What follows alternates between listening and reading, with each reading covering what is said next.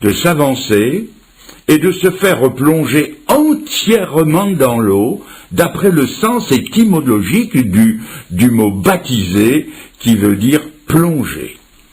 Bien sûr que si je vous proposais le baptême ce soir, vous ne vous y prêteriez probablement pas.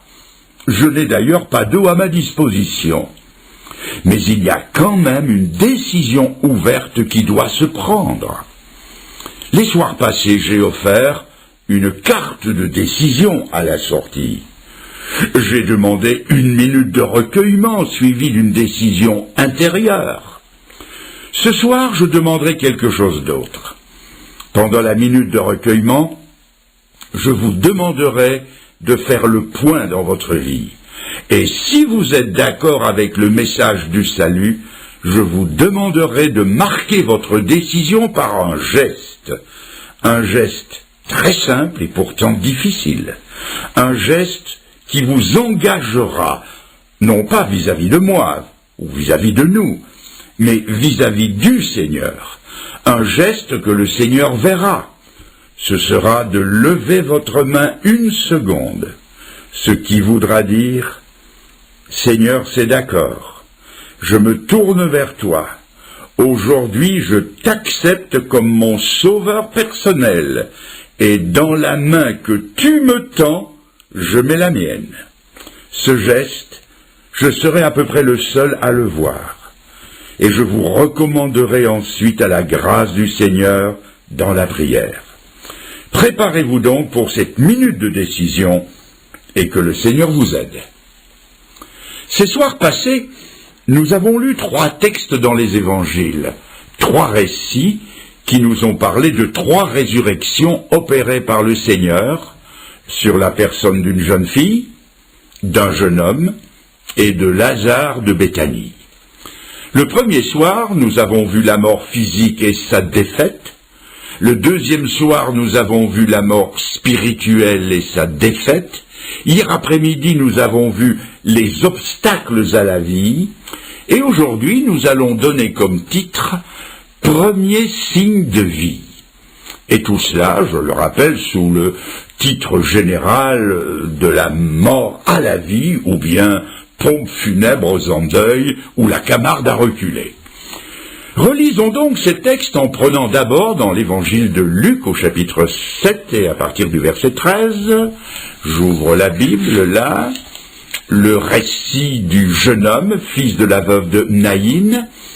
Jésus s'est approché du cortège en route pour le cimetière, l'a empêché d'aller plus loin et il est écrit ceci: le Seigneur l'ayant vu, la mère du jeune homme, donc l'ayant vu, fut ému de compassion pour elle et lui dit: ne pleure pas. Il s'approcha et toucha le cercueil. Ceux qui le portaient s'arrêtèrent. Il dit au jeune homme: je te le dis, lève-toi. Et le mort s'assit et se mit à parler. Premier signe de vie, il s'assit et se mit à parler. Voyons le deuxième récit, celui de la fille de Jaïrus, chapitre 8 du même évangile, verset 52. Le Seigneur s'approche, et je lis que tous pleuraient et se lamentaient sur elle. Alors Jésus dit: ne pleurez pas, elle n'est pas morte, mais elle dort. Et il se moquait de lui, sachant qu'elle était morte. Mais il la saisit par la main et lui dit d'une voix forte: enfant, lève-toi. Et son esprit revint en elle, et à l'instant elle se leva, et Jésus ordonna qu'on lui donne à manger. Premier signe de vie, elle se lève et elle mange. Maintenant, dans l'évangile de Jean, au chapitre 11, nous avons le récit de la résurrection de Lazare, et au verset 43, on trouve le Seigneur devant le sépulcre. La pierre a été roulée, et je lis, ayant dit cela, il cria d'une voix forte: Lazare, sort! Et le mort sortit. Premier signe de vie, le mort sort du sépulcre. Ensuite, dans l'épître de l'apôtre Paul aux Colossiens, je lis au chapitre 3, le verset 1er. Si donc vous êtes ressuscité avec le Christ, c'est-à-dire si vous êtes converti, si vous êtes né de nouveau, si vous êtes sauvé donc, Recherchez les choses d'en haut, où Christ est assis à la droite de Dieu. Affectionnez-vous aux choses d'en haut et non à celles qui sont sur la terre, car vous êtes morts et votre vie est cachée avec Christ en Dieu. Il ressort de la lecture de ces trois récits que la personne du Seigneur Jésus est glorieuse. Il est indiscutablement le prince de la vie. Comme l'homme ne discute pas avec la mort ne discute pas avec le Fils de Dieu. Que Jésus-Christ prononce un seul mot et la mort se courbe et s'exécute sur le champ. La parole de Dieu dit qu'il met tous ses ennemis à ses pieds et la mort ne fait pas exception. La mort elle-même doit rendre l'âme lorsque paraît le prince de la vie. Le Seigneur est ce qu'il a affirmé être. Il est la source de la vie, il est l'origine de la vie, il est celui à qui tout remonte, il est Dieu. Jésus, c'est celui qui 3 fois, dans un court laps de temps, a répété le miracle qu'il avait fait au début de la création, lorsqu'il prit de la poussière du sol les éléments constituants du corps humain. Il avait alors devant lui une enveloppe inanimée, et dans cette enveloppe, il souffla un esprit vivant. Le miracle s'est fait et l'homme se mit à vivre. Eh bien, 40 siècles plus tard, le Seigneur se retrouve devant 3 cas semblables et il refait le même miracle. Jésus-Christ est vraiment Dieu.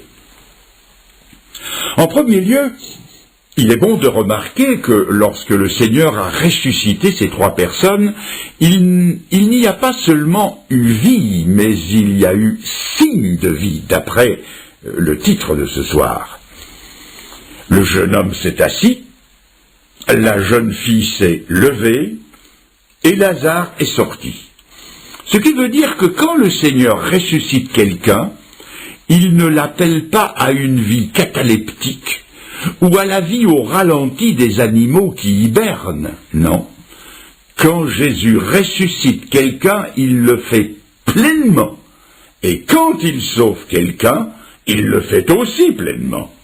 Jésus a dit, « Celui qui croit en moi, des fleuves d'eau vive jailliront de son sein. » Alors, que faut-il penser de ceux qui affirment croire en Jésus-Christ et de la vie desquels il ne sort rien? Ni un fleuve, ni une rivière, ni une source, ni un ruisselet, pas même un suintement, à rien. Que penser, sinon qu'ils n'ont pas la vie? Parce que si la vie de Jésus-Christ est en vous, cette vie portera des fruits, produira des signes et des effets. Car toute vie produit des effets. Et si c'est vrai dans le domaine physique, c'est aussi vrai dans le domaine spirituel. Quand un bébé vient au monde, la première chose qu'il fait, c'est crier et bouger. Il est impossible que la vie soit séparée du mouvement et de signes de vie évidents. Qu'aurait-on pensé de Jésus-Christ si, ayant dit « Lazare sort », Lazare n'était pas sorti? On aurait pu blâmer le Seigneur, mais on ne le blâmera jamais, parce que chaque fois que le Seigneur parle, chaque fois il sauve un pécheur, et ce pécheur sort de sa mort, de sa catalepsie spirituelle, et des signes de vie apparaissent. L'un des grands reproches que l'on a fait à la chrétienté, c'est qu'elle n'a pas porté les signes d'un authentique christianisme. Elle a versé le sang, elle a manié l'épée, elle a inventé les croisades et l'horrible inquisition. Une certaine section de la chrétienté n'a pas moins de 50 millions de cadavres sur la conscience. Ce christianisme-là a fait tout ce que le paganisme a fait avant lui. D'ailleurs, où est la vie de Jésus-Christ dans ce qu'on appelle pompeusement aujourd'hui plus d'1 milliard de chrétiens? Où est la vie de Jésus-Christ chez tous ceux qui ont été baptisés au nom du Père, du Fils et du Saint-Esprit? Oh bien sûr, me direz-vous, il est trop facile de voir la chrétienté en général et de tout englober d'un large coup d'œil. Mais on peut aussi essayez d'y regarder d'un peu plus près. Dans ma courte expérience, 30 ans de ministère et d'itinérance, j'ai rencontré beaucoup de ces prétendus ressuscités, de ces prétendus chrétiens qui affirment croire en Jésus-Christ, qui affirment que Jésus-Christ leur a parlé, et qui, eux, n'ont pas remué le petit doigt spirituellement parlant. Ils sont restés pareils à eux-mêmes. Je me rappellerai toujours cette femme à qui j'ai demandé un jour « Est-ce que vous êtes sauvé ?» Elle m'a dit « Oh, vous savez, monsieur, une nuit, moi j'ai eu une vision. J'ai vu le Seigneur Jésus, il s'est approché de moi, il m'a regardé, il m'a parlé, et j'ai même vu ses lèvres remuer. » Et ainsi cette femme tenait pour salut ce qu'elle avait aperçu dans un moment de fièvre mystique. Mais rien n'avait changé dans sa vie, et elle a continué à vivre dans le péché comme avant. Et l'on en rencontre de ces prétendus ressuscités, convertis depuis 1 an, 5 ans, 10 ans, 20 ans, voire plus. Ils n'ont pas bougé, ils ont gardé le même genre de vie mondain, ils sont restés ce qu'ils étaient dans le même état. Tout simplement, ils sont un peu plus morts qu'au jour de leur prétendue conversion. Et s'ils ont bougé, c'est dans le sens de la corruption, un peu moins vivants pour Dieu que le jour où ils ont senti un frisson leur passer le long de l'échine dorsale qui n'a laissé aucune trace durable dans leur vie. Je le répète et je maintiens que là où il y a vie, il y a preuve de vie et signe de vie. En deuxième lieu, on ne peut pas ressusciter de rien du tout. Monsieur de la Palisse en aurait dit autant. On ressuscite de quelque chose. De même, on n'est pas sauvé de rien du tout. On est sauvé de quelque chose. Regardez le jeune homme, il n'est pas resté dans son cercueil. La jeune fille n'est pas restée étendue sur son lit, et Lazare n'est pas resté dans son tombeau. Ils en sont sortis. Ce serait un aussi grand non-sens d'affirmer que l'on peut ressusciter de rien que d'affirmer que l'on peut se convertir de rien. Lazare n'a pas été ressuscité dans sa mort, il a été ressuscité de sa mort. Et quand Jésus sauve quelqu'un, il ne le sauve pas dans ses péchés, mais il le sauve de ses péchés, d'une ancienne façon de vivre, d'un ancien genre de vie à un nouveau genre de vie. C'est une nouvelle naissance, pas moins.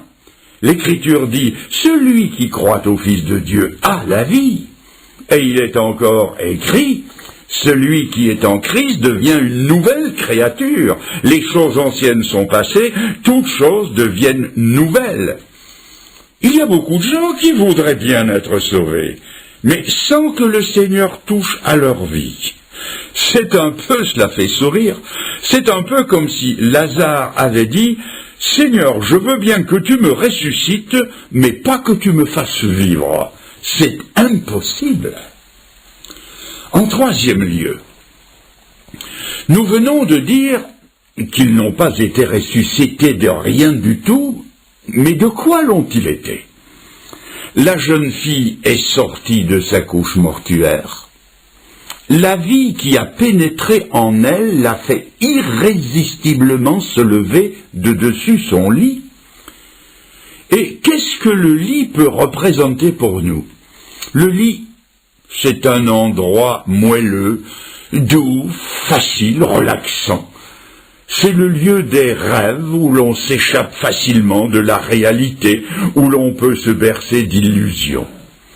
Et ainsi, pour le salut éternel, on peut se reposer sur une bonne famille, une bonne réputation, un bon milieu social ou religieux, une bonne opinion de soi.